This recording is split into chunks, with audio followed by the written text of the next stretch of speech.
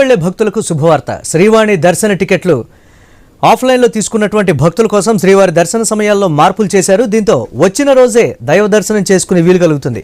ఈ సౌకర్యాన్ని ఆగస్టు 1 నుంచి అంటే రేపటి నుంచి ప్రయోగాత్మకంగా అందుబాటులోకి తెస్తున్నారు.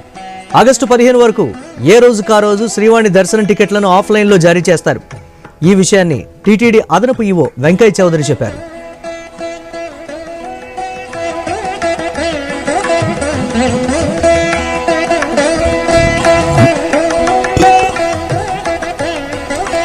ఇక ప్రస్తుతం అమల్లో ఉన్న శ్రీవాణి సిస్టమ్ ద్వారా ఆఫ్లైన్తో పాటు ఆన్లైన్లో టికెట్లు పొందిన వారు శ్రీవారిని దర్శించుకునేందుకు 3 రోజులు సమయం పడుతోంది. దీనివల్ల గదుల కేటాయింపుపై అధిక భారం పడుతోంది. ఈ నేపథ్యంలో భక్తుల ఫీడ్బ్యాక్, స్టాక్ హోల్డర్ల సలహాలు, సూచనలతో మార్పులు చేశారు. కొత్త విధానంలో తిరుమలలోని శ్రీవాణి దర్శన టికెట్లు జారీ కేంద్రంలో ఉదయం 10 గంటల నుంచి మొదట వచ్చిన వారికి మొదట అనే ప్రాతిపదికన 800 టికెట్లు ఇస్తారు.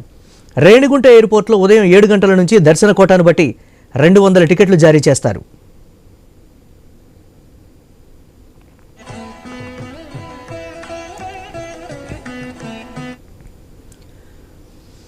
ఈ 1000 టికెట్లు పొందిన వారికి స్థానిక వైకుంఠం క్యూ కాంప్లెక్స్ 1లో అదే రోజు సాయంత్రం 4:30 గంటలకు రిపోర్టింగ్ టైం కేటాయిస్తారు.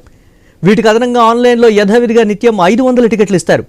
ఇలా అడ్వాన్స్ బుకింగ్లో అక్టోబర్ 31 వరకు ఆన్లైన్ టికెట్లు పొందిన భక్తులను ఉదయం 10 గంటలకే దర్శనానికి అనుమతిస్తారు. నవంబర్ 1 నుంచి ఆఫ్లైన్, ఆన్లైన్లోనూ శ్రీవాణి టికెట్లు పొందిన భక్తులను సాయంత్రం 4:30కే వైకుంఠం క్యూ కాంప్లెక్స్ 1 ద్వారా దర్శనానికి అనుమతిస్తారు. ఒక ప్రయోగం శ్రీవాణి టికెట్స్కి సంబంధించింది కొంచెం ఒక చిన్న మార్పు చేయటం జరిగింది.